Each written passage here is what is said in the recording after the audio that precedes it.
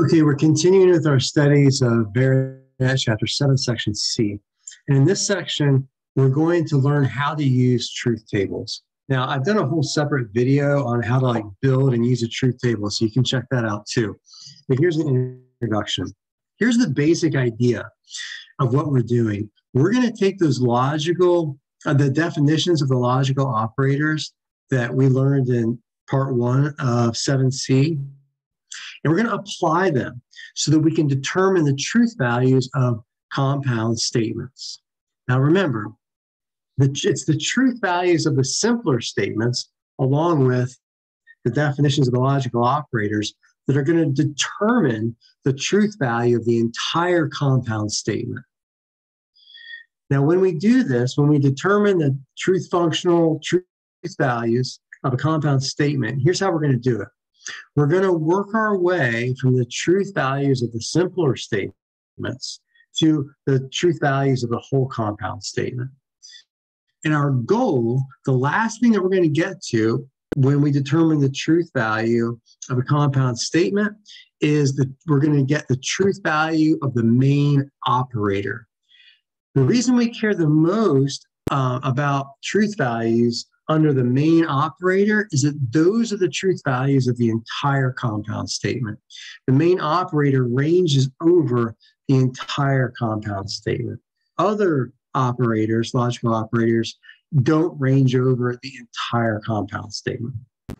Okay, so let's start with propositions that have assigned truth values. So let's say that we got this compound statement, if R, then S and P. And let's say that we're told that R is true, that S is false, and that P is true. And then what we want to come up with is the truth value of the whole statement. So what we're going to do is we're going to start with the last operator that we want to get to is, the main operator, which is the horseshoe. So we're going to start as far inside the parentheses as we can go with the conjunction, S and P. We need to determine what the truth value of this entire conjunction before we can determine the truth value of the horseshoe. So if S is false and P is true, then what's the truth value of S dot P? That you can look back at your truth table definition of the conjunction sign in order to figure this out, or you can just use your common sense. The conjunction is false because S and P is only true if both S is true and P is true, but we know S is false. So we put an F here underneath the dot to show this whole compound statement here in the parentheses is false. Now we can go over here to the horseshoe and figure out whether the horseshoe is true or false. So we know that R is true. So we've got if true, then false. If the antecedent is true and the consequent is false, then is the horseshoe true or false? If you need to cheat, look back at your truth table definition of the horseshoe.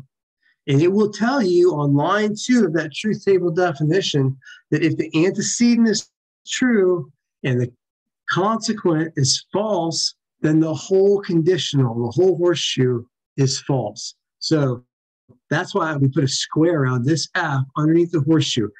This is the main operator, and it says this whole compound statement is false. Now let's look at another one where we know some of the truth values of the simple statements involved, but not all of them. So let's say we have this conjunction P and Q. And we know that P is true, but we don't know whether Q is true or false. So can we determine whether P and Q, whether the dot, the main operator, can we determine whether that's true or false? In this case, no, we can't. Because, if Q is true, then the conjunction is true. But if Q is false, then the conjunction is false. So we don't know. We can't determine the truth value in this case. Why don't you try this one? So let's say you know that P is true, Q is false, And R, we don't know, question mark, unassigned. So let's start as far inside the parentheses as we can go. And so we've got the wedge here, but we can't determine the truth value of the wedge until we figure out the truth value of not Q. Okay, so if Q is false, then what's the truth value of not Q? That's right, it's true. So but we know that not Q is true, and we know that R is unassigned. Question mark, we don't know. So if you've got true or question mark, what's the truth value of that disjunction? In this case, you can actually figure it out. As long as one of the disjuncts is true, then the whole disjunction is true. Whether R is true or false, the fact that not Q is true makes this disjunction true. So we know that this whole disjunction, the whole consequence of the conditional here is true. So we got P is true, we know that. So it's if true, then true.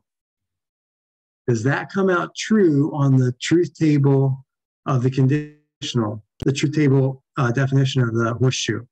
Yes, it does. That's line 1 on the truth table definition of the horseshoe. If true, then true is true. So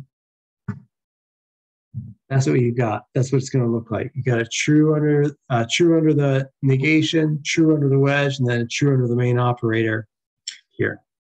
All right, I'll take a break.